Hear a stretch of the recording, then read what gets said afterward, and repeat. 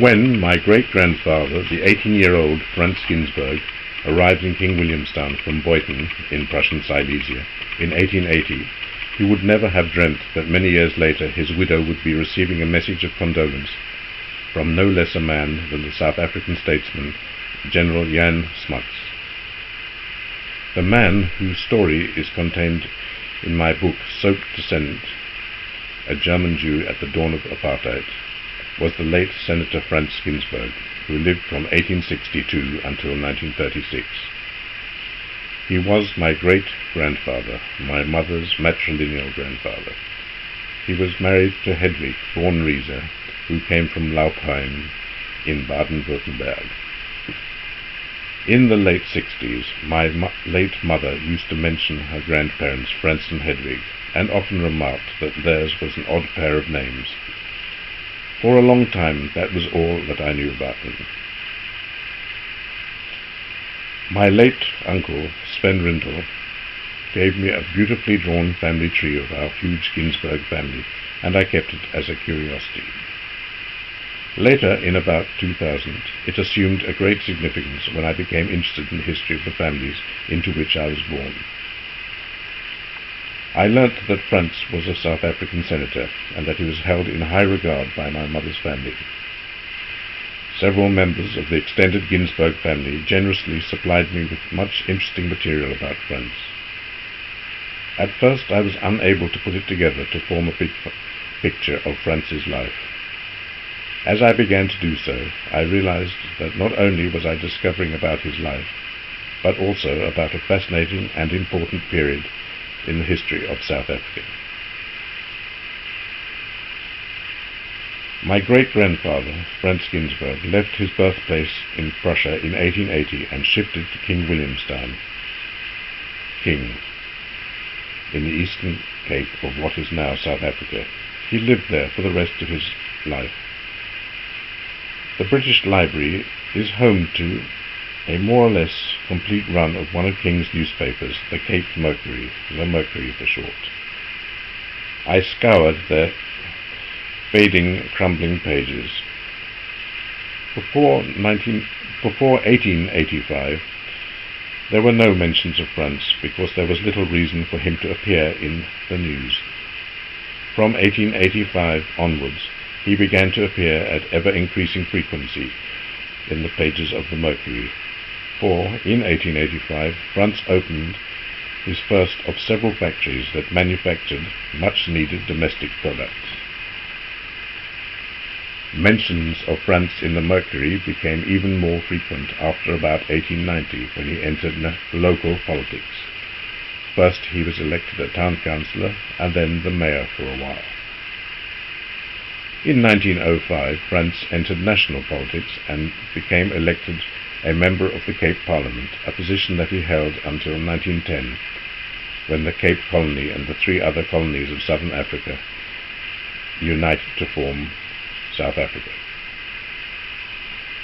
After unification, Franz became King's member of the newly formed Cape Provincial Council. He remained on this until 1927, when he became the first elected Jewish senator in South Africa. From 1885 onwards, the information that I gleaned from the pages of the Mercury provided me with a good idea of what Franz and his family were up to. The newspaper entries included detailed reports on the proceedings of the Town Council of King, as well as what happened in meetings of other organizations in which Franz participated actively for many years. From these reports I began to build up a picture of how Franz functioned both as a politician and as a local celebrity.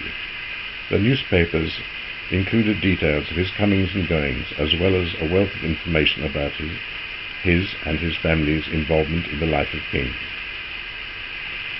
I consulted 2 other important sources of information about Franz. These were the reports of the Cape Parliament and also of the South African Senate. These publications reported the debates in the 2 legislative assemblies in great detail. The reports of the Cape Parliament present the debates as reported speech, whereas the speeches in the Senate were reported verbatim.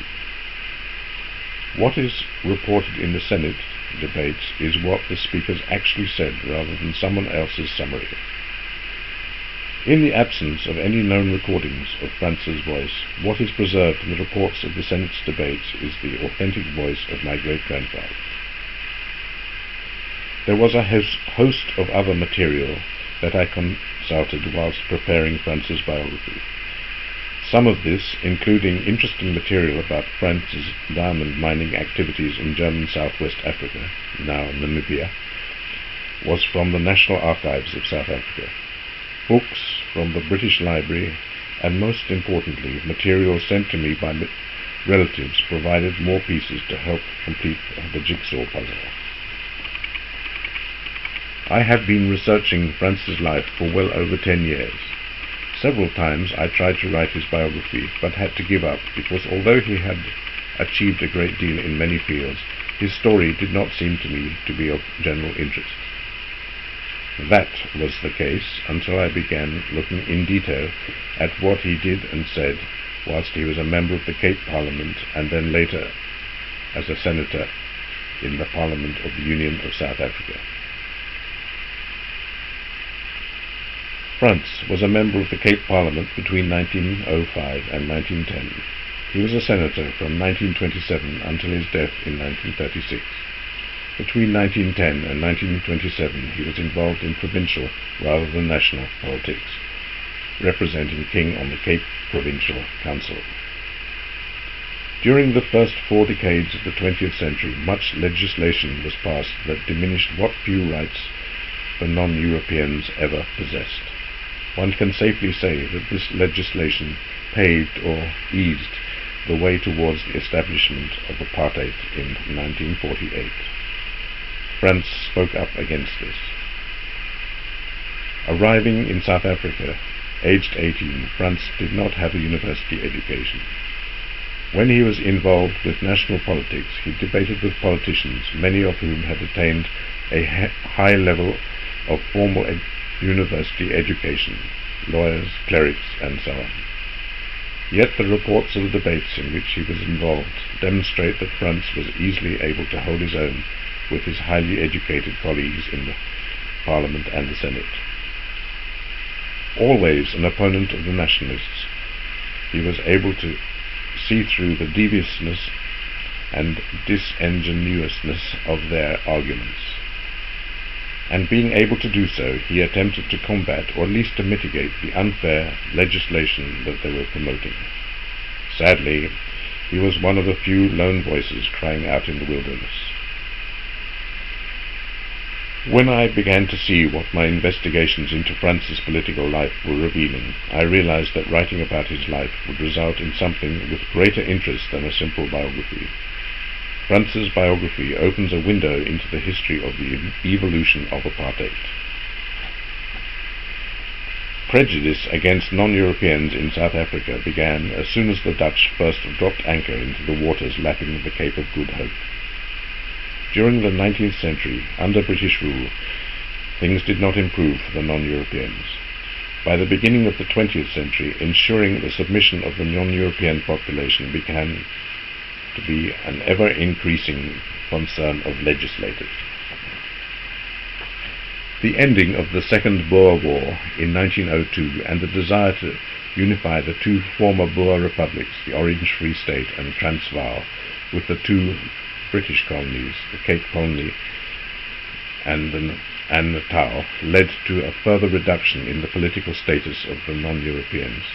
This was because, in order to achieve unification, the British felt obliged to acknowledge, or at least not to challenge, the firmly held views of the Boers that non-Europeans were to be regarded as inferiors with no rights at all.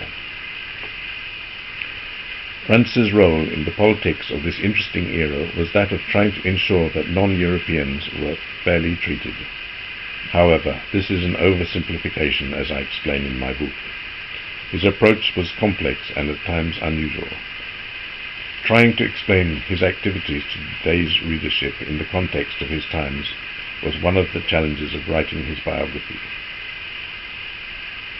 I feel that this is what gives my narrative greater interest to a wider audience. One reader in South Africa has already written, "Your studious unravelling and compilation of France's remarkable life gave me a sense of the evolution of our country."